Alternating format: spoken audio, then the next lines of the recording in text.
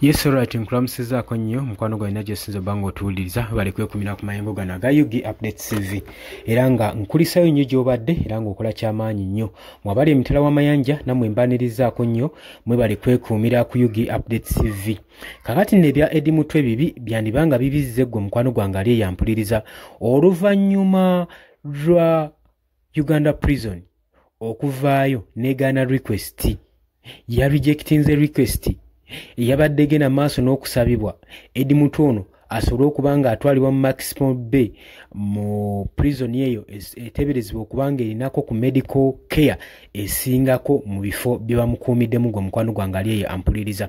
Oli ku Yugi Update TV gwosinzidde okuba nga otuwuliza gwe atanatwegattako nkutegeeza kirya wansi waliwo ekigambo subscribe kikoneko obeere nga otweyungako. Abali mu diaspora mbalamusizaako nnyo mwe bali kwekumira ku Yugi Update TV. Abula mu abajja mu comment section ne muteekayo endowooza yammwe nammwe mbanirizaako nnyo era nga mbebaza eby'ensusso. Gw'osobola okujja mu comment section n'oteekayo opinion yo endowooza okusinziira ku mulamu wange yegubeera. Si kive okuteekayo opinion yo gwe mukwano gwange aleeya ampuliriza. Abula gwagala otweyungako mu comment section okkirira wansi waliwo ekigambo subscribe n'okikonamu oba osobola bulungi nnyo otwegattako mu comment section gwe aleeya ampuliriza. Kakati tukimanyi bulungi nnyo oluvannyuma lwa Eddie Mutwe okuwambibwa abazigwa bataategeerekeka n'oluvannyuma n'alabibwako ng'aleeteddwa mu prison mu kooti e Masaka asobole okuba nga awere nemba n'emisango gye yali tamanyiiko gye yali obaolyawo taziddwa.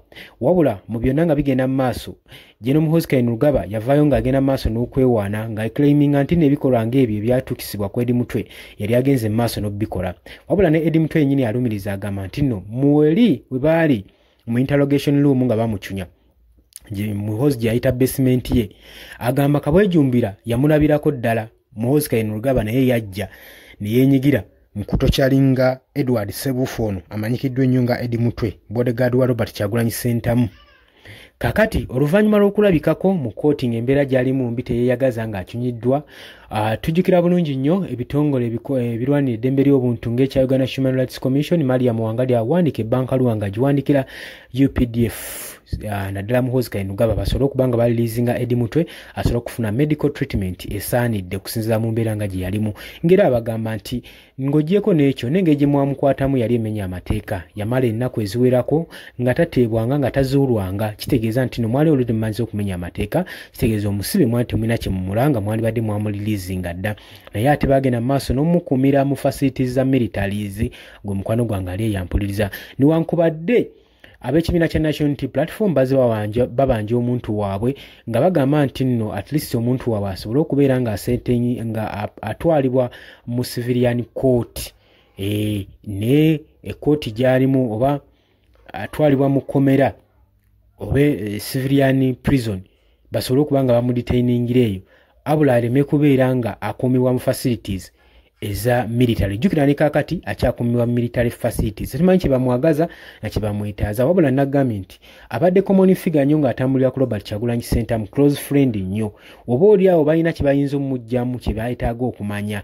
naddala mu kano akaseera nga 2026 general elections akalulu katuuse baba beetaaga information. Kakati Eddie Mutwe yagamba nze siina kye mmanyi ate era n'omusango tegunsinga tamanyi na kye bamusibira musajja watugwa ali yampuliriza. Jjukira nti no yawambibwa ng'ali eri mu district y'e Mukono municipality eyo gye yawambibwa abazigwa bataategeeka naye balabibwako mu byambalo bya security agency emu gwe mukwano gwange ali yampuliriza.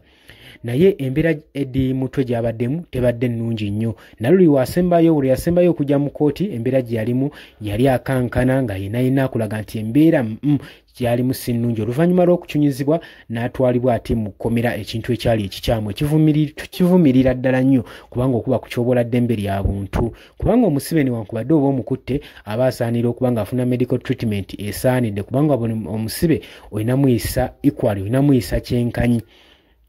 Wabula embeera gy'alimu yeekubira omulanga ng'agamba ayagala kubanga afuna ku medical treatment esingakaawo. Wabula ne famire ye saako n'ekibiina kya National Unity Platform kivuddeyo ennaku zino nga kiyita mbaalo baakyo basobole okuba nga bataasa Eddie Mutwe okuba at least atwalibwe mu kkomera eritegeerekeka erina medical facilities ezitegeerekeka asobole okuba nga afuna ku bujjanjabi rather than omukuumira mu military bases oba custodies ezitategeerekeka ezitalina medical treatment. Wabula omwogezi w'amakomera wa Uganda Prison yavuddeyo n'agamba nti nno ebyo bye muliko byanjwanjwa bye mugamba nti nno Eddie Mutwe agenda maaso n'okuba nga transferringibwa okuveera abantu mujjewo. Agamba nti nno kino ekikolwa ekyokutransferinga omusibe yenna kikolebwa nga kuliko court order. Sitebukya bukyuse ku makya ne tukyusa musibe.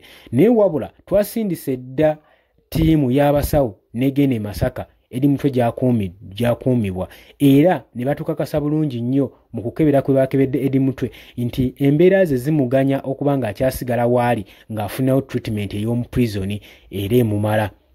Watu omwogezi w'amakomera bw'agambye agamba nti nno ekyokukyusa Eddie Mutwe ekyo kyo mukiviireko ddala newankubadde family zirikwesinze barejectinze request eno ate isadde baagala atwalibweko mu Maxon Bay eyewali obujjanjabi obusingako awantu okusinga wano we bamukuumidde gwe mukwano gwange ali eyampuliriza. Naye request omukulu w'ekkomera omwogezi avuddeyo n'agamba nti bagiganye kubanga tekijja soboka era n'agamba bo orders ze bafuna okuva mu kooti kutwala Eddie Mutwe mukuma namuwa facility medical facilities ezisaanidde ze tusobola era kyetukolako era kyemmanyi embeera gy'alimu tugenda maaso n'omumukolako era embeera tejja kubanga yeeraliikiriza nnyo wabula ekyomutransferinga omukyusa ekifo omugyawo omuteeka mu kifo ekirala ekyo kyo bakiganye bagambye nti no siwe bitu ebikolebwa wabula ebyo byonna bikolebwa nekimanye nti no zino nsonga za bufuzi zezigenda maaso n'okuwambisa abaana abatalina musango abakira obukezi kumakya okuwagira ekibiina ekimu ekiri ku ludda oluvuganya gavumenti eno y'ensonga lwaki olaba nga batuntuzibwa naye luliba olwo bijja kubanga biggwa wabula okuva muhozi we yanyoomole ekiragiro kya Human Rights Commission okulirizinga Eddie Mutwe.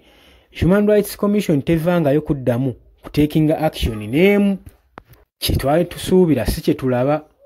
Njukira oluvannyuma lw'omupraisinga ne European Union bamuwaayo ebirabo ne bamuyozaayoza okuba ng'ayimiriddewo ku lw'okulwanira eddembe ly'obuntu n'okukangavula ku ddoboozi ebyo yabikola yes naye kusinziira ku bannayuganda kye beetaaga tebeetaaga kati bigambo tebikyamala ebigambo byetaagirwako ebikolwa. Ekitongole ekya Uganda Human Rights Commission singa kiba kitoye order nekibanna ekyembuuza mutuwabulemu singa kiba kitoye order eyo n'enyoomebwa kiki bayinza okuzzaako nga bo aba Uganda Human Rights Commission. Ekyo ekibuuzo kyenjagala muntere mu comment section mu answering bannayuganda bategeere ekyo kubanga tulaba okuva Mariam Wangadya we yakola order n'enyoomulwa n'agenda maaso n'okulabula n'akomba kwerima teri action yali ekoleddwa ku Muhoozi Kayinugaba oba ku institute ya UPDF. Gulowooza kino tukitwalenga ki? Oli ku UG Update TV tegeeza nti nno tujja kumanga tukomawo tubaagala nnyo mweraba.